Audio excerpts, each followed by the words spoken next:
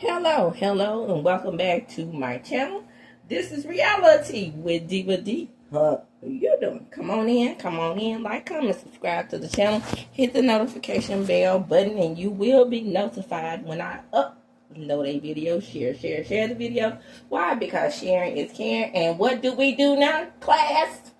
We no longer give detailed recaps. What we do is analyze the behaviors of the people. So let's get right on into Love and Marriage Huntsville. What season? What episode? I do not know, because for a very long time, OWN has been hyping up these seasons and these episodes like they have been on 20 years. So nobody knows the real truth. I think they cycle out the damn seasons like Survive. Talking about some season cycle 50. My child said, "Mom, has Survivor been on the show? Has Survivor been on the air 50 years?" I said, "Girl, nah. That would be my age." Okay? So anyway, that's just a side note. But let's get on right on into the episode. So my episode over because I watch Love and Marriage Huntsville on YouTube. So copyright disclaimer. And I think that the episode started out with Martell and Chris Fletcher. And Chris is over there telling Martell all his business. The wrong bald-headed scammer to tell anything about yourself. So Martell is giving him advice. You know, Chris, you know, I haven't been able to do Martell for some long time because he hadn't been on the show. Chris, man, you can't let no woman run you. Cause you started that daycare. Now, which one is it? Have y'all heard what I heard? I thought that Nell's mama started the daycare and Nell just inherited the business. Somebody talk to me. Is that the truth? Maybe Chris put something into it. Yes, but my understanding is that was already Nell's mama business. Drop down in the comments and let me know what y'all think about that. And besides all that damn Martell sitting up there telling him, feeding him, what about you, man? You putting yourself on the background for Nell, as he should. What? Well, Nell and Chris dumbass. Well, Nell always run around talking about, I work for her. And so I'm the one who helped us start Passion Priest. Whatever the name of the damn good clothing store Nell wants is. Well, she wanted to be called Passion Priest because that's what her grandmama called. So here's my take on this. If he just invested in the business, then that is still Nell's business. Nell keeps saying, just like the brokerage is your business. What we need to find out is why the hell his license really got suspended, and will he ever be able to broker again? That's what I want to know. Don't sit up there listening to Martell. We were both supposed to start this menswear line. Well, both of y'all sat on it. I'm still out here looking good in my business suits and which are too tight. And Chris is over there, well, you know, I don't think anyone should take marital advice for the marital dum-dum who fumbled the bag the most.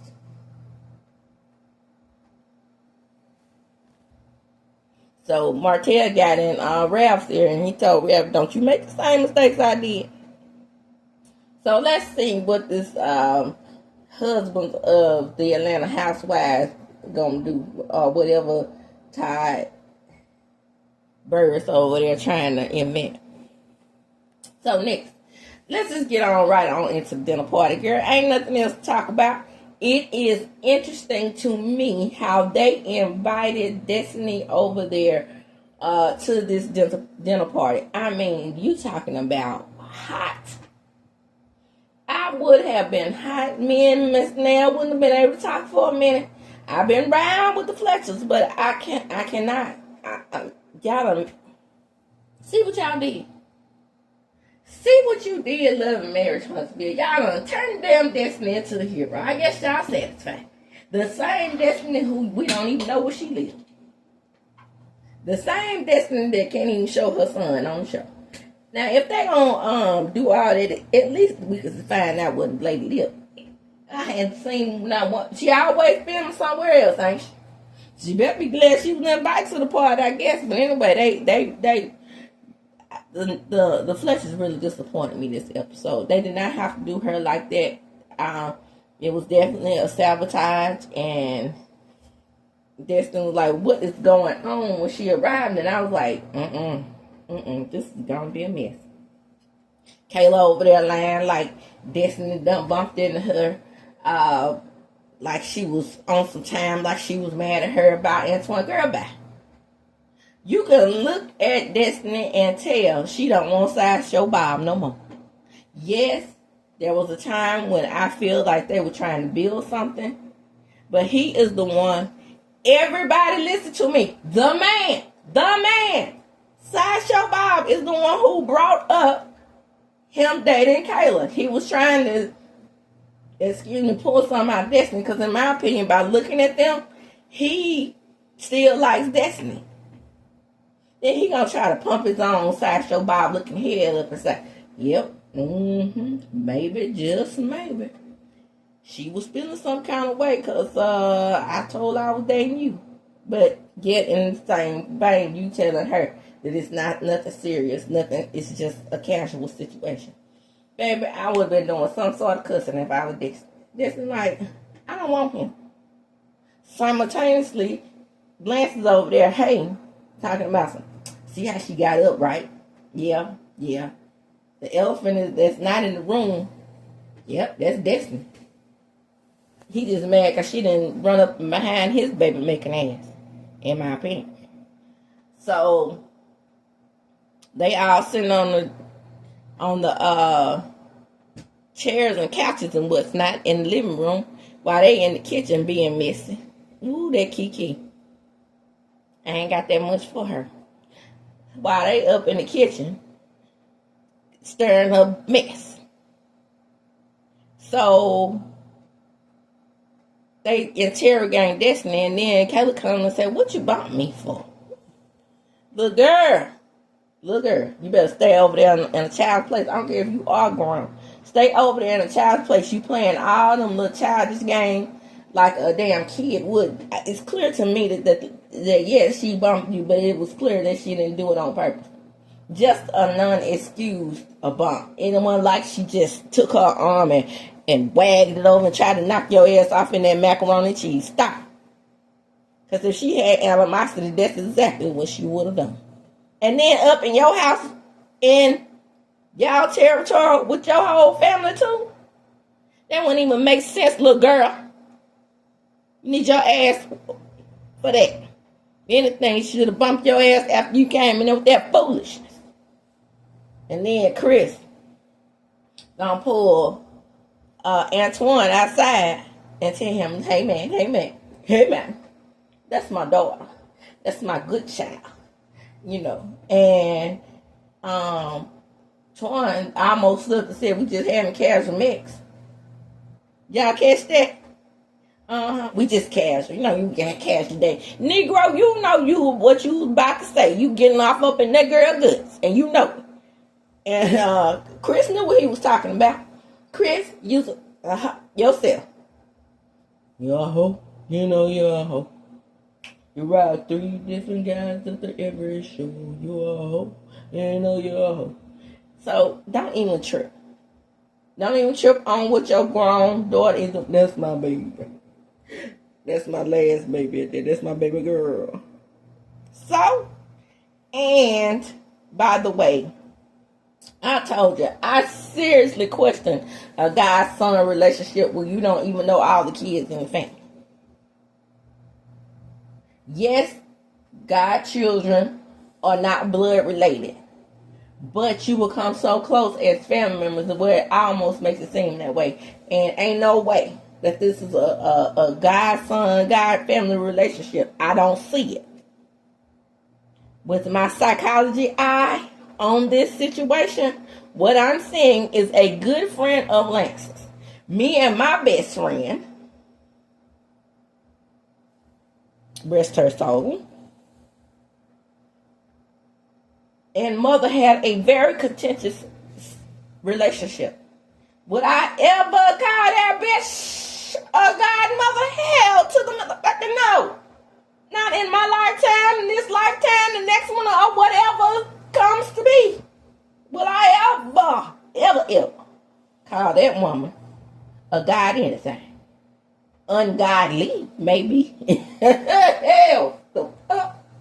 So, all I'm saying is, because in a God family type of situation, it seems to me that you almost raised that other child that you calling a godson or a godmother or whatever.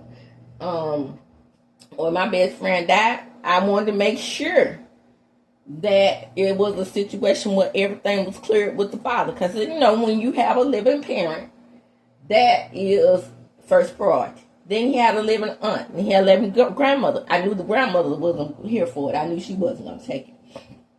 But I did ask his father, are you sure? Because she and I have discussed what's next after her mama.